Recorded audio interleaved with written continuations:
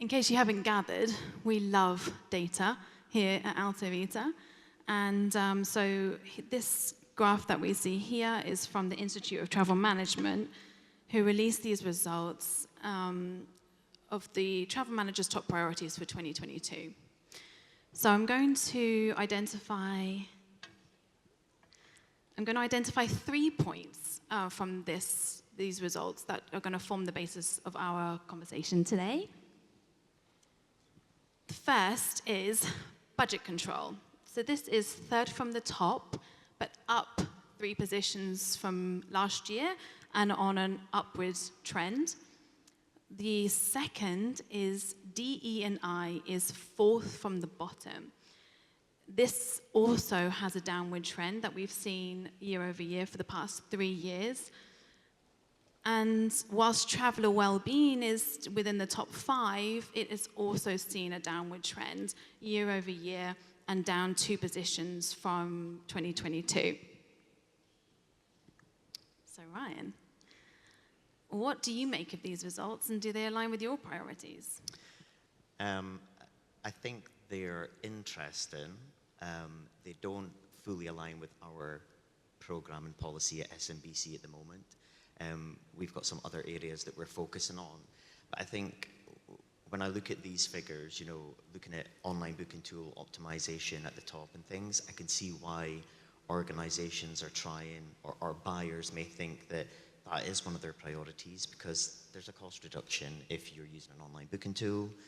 But for us at Sumitomo, it's not really a big priority for us at the moment. So we've got some of these elements on our roadmap and on our journey for 2023 into 4, but they're in a different format. So I do find it interesting, but I think they're relevant for other people's programs. It's just not in that priority level for us at SMBC. So I'm going to turn over to the audience. So by show of hands, who is experiencing these trends in their organizations?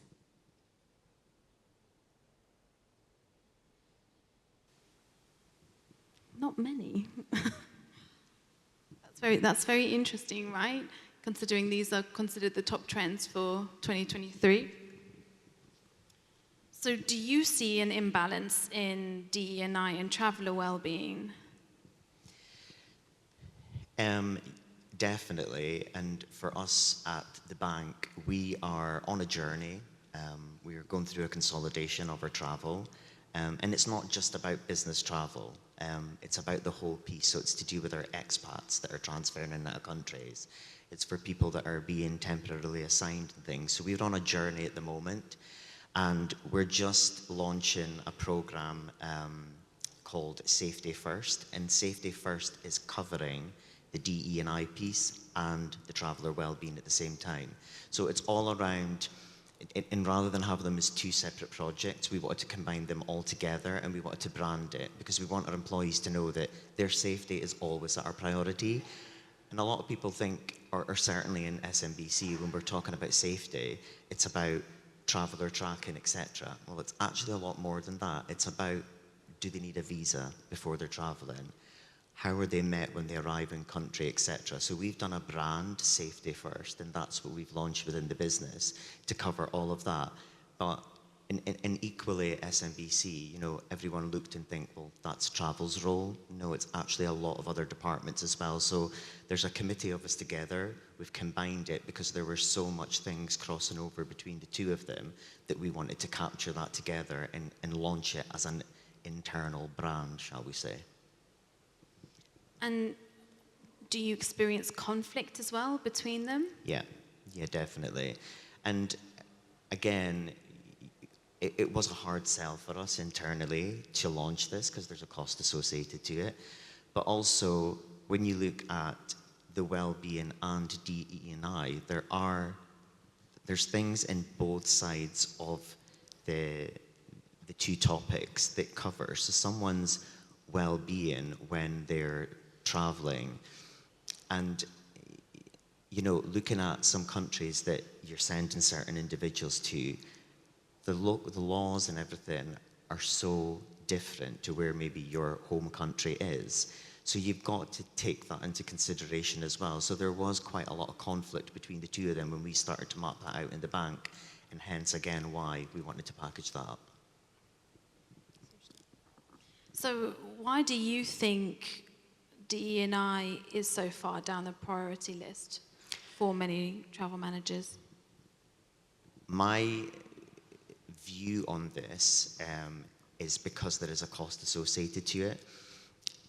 And people, and again, at SMBC, it's been a big struggle for us, but the pandemic has caused so much challenges for us. And the travel industry was so affected by it. And now everyone is reduce costs, reduce costs. So from my point of view, it was a challenge getting that across the line to have it approved for us to launch what we were doing with Safety First.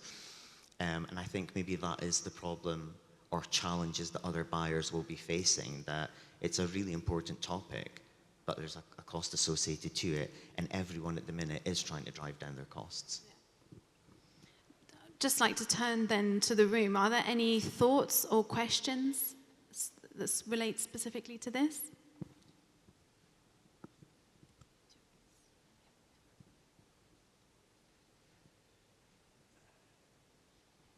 There's two, one here and one over there. Question for Brian. So you just said like there's a cost associated to DE&I. Did you look at the kind of lost opportunity cost? And the reason I ask that is like we've talked about talent kind of almost all day today. So if you don't take diversity, equality and inclusion into your travel and mobility policies, do you not risk losing really talented people because you haven't built that into there? And then obviously there's an inherent cost in losing people and then having to re-recruit them. It's a really good question, and yes, it has been looked at. We've had some challenges in our organisation where unfortunately we have lost people. In part, what was the biggest, I think, support for us to the management on this programme was everyone comes to procurement and looks at me to save money, but they weren't looking at the cost associated to we were losing some talent within the bank. And then when they started to realise that we can drive the costs down, but there's a cost associated when someone's leaving the bank. You've got to then go and recruit someone, etc. So that is now being recognised within our organisation, and it is part of the focus of the Safety First campaign that we're working on as well. So yeah, it has been looked at. Is it working? Okay. Yeah, it's just more a comment just about the results there, being a global travel buyer as well. I don't really believe, because surveys are a point in time, right? I don't really believe that DE&I is not important to a travel buyer. I think there's a lot of work to be done to bring it into your policy and your programme. I think the other influencing factors are the post-pandemic factors that have hit the supply chain. So average cost of trip has gone up, and we've got a massive challenge around distribution for the buyer community, and that's why you're seeing things like online booking tool optimization, budget control, ensuring full content access, etc., because these are real challenges that are facing travel buyers at the moment, to be able to enable their colleagues to actually go on their business trips, right, and getting access to full fare content. So I see once that challenge kind of moves away, and as we progress through the advancements of technology, I see DE&I moving back up because it's something that is integral to every single organisation. Thank you. Any other before we move on? So, we've spoken about this a lot, budget control and cost containment. To your point, Alison, as the study suggested, we've discussed it is on a growing trend. We've covered a lot about this throughout the day already as well. So how do you, as travel managers, balance that well-being with containing costs? Very difficultly. It's a big challenge, and Alison's right, what she was saying there as well, the availability, the inventory, etc. as well. And I think what we've been challenged with within SMBC as well is trying to get the management to understand that, yes, we've been in that lockdown situation, and we're coming through the pandemic, but the industry hasn't recovered fully. So the availability isn't always there as well. And then there is that increase. And we are renowned in our organization for just continually cutting costs anyway. We're a bank. But also what we're trying to get the organization to understand is that we need to start showing also loyalty to our suppliers. So, hotel costs have gone up for the business transient travelers, the airline costs are going up, etc. And where we've typically had a policy previously that it's just, lowest logical or the cheapest that you get on the day, well, actually, no, we need to start partnering with and truly partnering with our suppliers, just so that they can see that there is the revenue coming in there from the organization, so that it does help us within procurement when it comes to renegotiating agreements or putting something out to bid as well. But in all honesty, I don't have the answer, and it's an ongoing battle that I have on a daily basis, working within the organization that I'm in. Does anyone have the answer? Because I think you can make a lot of money if you do. Yeah, I mean, I was having obviously a lot of thought around this, and in the event that you do have a traveller who maybe has anxiety with flying, and so would like to go on specific flights, or they have a family and they want to get a flight that's more sociable with dropping their children at schools or whatever, right? And there's an associated cost to that. But it must be extremely challenging to all of the travel and mobility managers to find that balance, which also then supports and goes back into the well-being element. How content are your travellers or assignees as a result of not being able to have more choice because of these cost containments? Certainly, so one thing that we've been doing with our TMC is, because we've got a lot of out of policy, so we love data as well at SMBC. Probably far too much data comes in, but we've updated, because at the moment our travel policy compliance is so bad. But when you start to actually, analyze it and try and understand from people, and it's exactly that, Jess, that a lot of our travelers, certainly front office travelers, were saying, well, I had to take that flight because I've got children and I've had to do, so logistically. So we've updated some of the reasons for what these reports are coming in, and now we present that to the leadership on a monthly basis to let them know that we have to give people that flexibility. The traveller's not generally asking to travel, they're having to do it, and we have to accommodate what is going on in their personal life as well, because it does add to people's anxiety. And then on the other hand, we've got a lot of travellers that are still nervous about travelling as well. And yeah, they maybe don't want to, take a particular flight, or, and we have to take that into account as well. We can't have people forced into situations just because it's going to save some money on the travel programme, but it's going to have a knock-on effect on their anxiety. So yeah, we're trying to work on that as well. So then, tying in the traveller experience into this, how do you think that all ties in? When we talked initially at the bank about this programme, and traveller experience is something that's really important to me, and everyone just automatically assumed, well, it's to do with the experience of the TMC.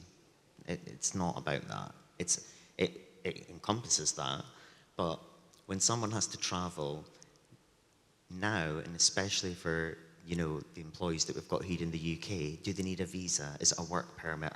So the journey starts there. And then, yeah, you've got your booking experience, whether you use the online booking tool or you use the offline team. And then your journey, so who are you flying with, your accommodation, how are you met on the ground, all of that. And again, under safety first, we were mapping all of that out, that everyone in SMBC just assumed, well, that traveller experiences, how do they find our new TMC? It's a much bigger picture. And also we've just been launching International SOS as our travel risk provider. So it's having the ability to know where our people are and reach out to them. But we've also got now before anything is issued to high and extreme risk countries, and we do a lot of travel to high and extreme risk countries, the safety team are involved in that, and that's been a big improvement. The employees are really grateful that before you even travel, yes, there's some extra steps that you've got to put in place. There's things that you've got to fill in. There's, maybe health, vaccinations, etc. But we're putting things in place to make that experience much easier and seamless for the individual. But it is a big thing for me on our agenda, and something that I think we need to really continually focus on, because that user experience, if we've got happy employees, then we're not going to have the big turnover if we're taking care of our people. But the user experience is not just about phoning the agency, it's about that whole thing. So, just tying it back to Vivi's session earlier around cost containment and overall how measures can be taken to contain costs elsewhere. Do you think realistically, if those costs could be contained elsewhere, that leadership would be willing to ensure that more could be spent to align with traveller experience and their well-being, or it's just going to continue with this cost containment? In my ideal world, I would like to think that it's going to make a difference in the bank. It is a journey for us, and we're just at the start of it. But I think the more that we can demonstrate to the leadership on what we're doing, and that we're not having, staff turnover.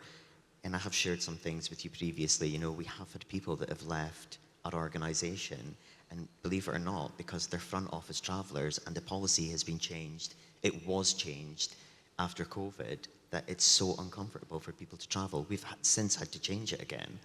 But people do, if you're a front office employee and you travel, and our front office people travel every week, you expect a level of comfort when you're traveling. And I think we do have to recognise that.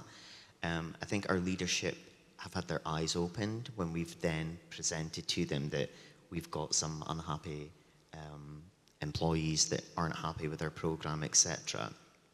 One thing also that we're trying to do as an organisation, because we've got a lot of rogue travellers that continually go to the New York office, and then 3 weeks later they're back at the New York office again.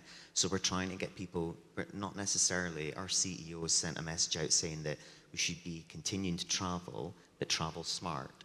So instead of maybe going to the New York office for 4 days, go for a week, or it may even go for 10 days, and yet over your weekend, but make that trip more effective so that you're not having to go back and forth as well.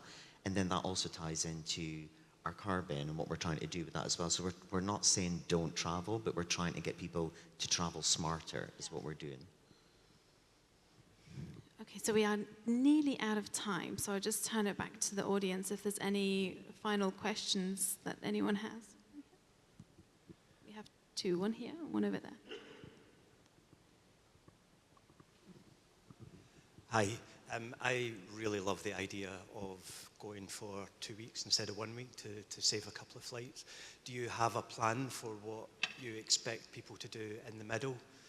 Going, on what I said earlier about people not being expected to work 24/7. Can you ensure that people have that downtime, and what are you going to do? It's a very good question. Can we ensure? At the moment, no. But it has been factored into when we're trying to get people to travel smarter. So we're trying to look at, within the travel hub and the travel teams that we have, we're looking at things of what can people do when they're on a trip that is longer than just a couple of days that you're there, and making suggestions of things that employees can do. And I'm not going to sit here and say that we've got this over the line, but we're also trying to work with our leadership on how can we support some activities for individuals as well, to make sure that, this is the saving. So if we look at one of our frequent travellers, this is what they were previously spending on travel, but if we reduce it and there's a cost saving there and they're travelling smarter, then why can't we fund something to make sure that they are getting that downtime and things? So We can't guarantee at the moment, but it has been something part of the initiative that we're working on. Hi, great session. Just wanted to pick up on your topic about the traveler experience and the end-to-end. What new technology, if any, or what sort of digital tools or sort of optimization tools have you looked into to make that traveler experience as seamless as possible, but also sort of in the day and age in which we're all using our phones for everything, as digital as possible? So, believe it or not, but at SMBC, we never used an online booking tool until last year. Everything was offline, high-touch service. And it's a cultural thing within our business. So first of all, we have partnered with a TMC that we're using their online booking tool, but we've done some integrations as well. So we're currently working with our visa provider so that wherever you're traveling to, there's set criteria that automatically will generate a trip assessment for you. It will store the details of your visa, etc. So we haven't really looked at anything new. We've just really started at trying to join some dots together and actually give people, we're an organization that people have been there for a very long time, but we have got new talent that come in and come from other banks, and they're just horrified when we say there is no online booking tool and there is no app at the moment. So again, we're kind of a bit behind and trying to establish that, but what we're doing is trying to join up where we can integrate with our other vendors through the TMC as well, so the visa provider, the risk provider, etc. Well, thank you, everybody. We are completely out of time. It's actually telling me exactly how over time we are. So if you could please join me in thanking Ryan.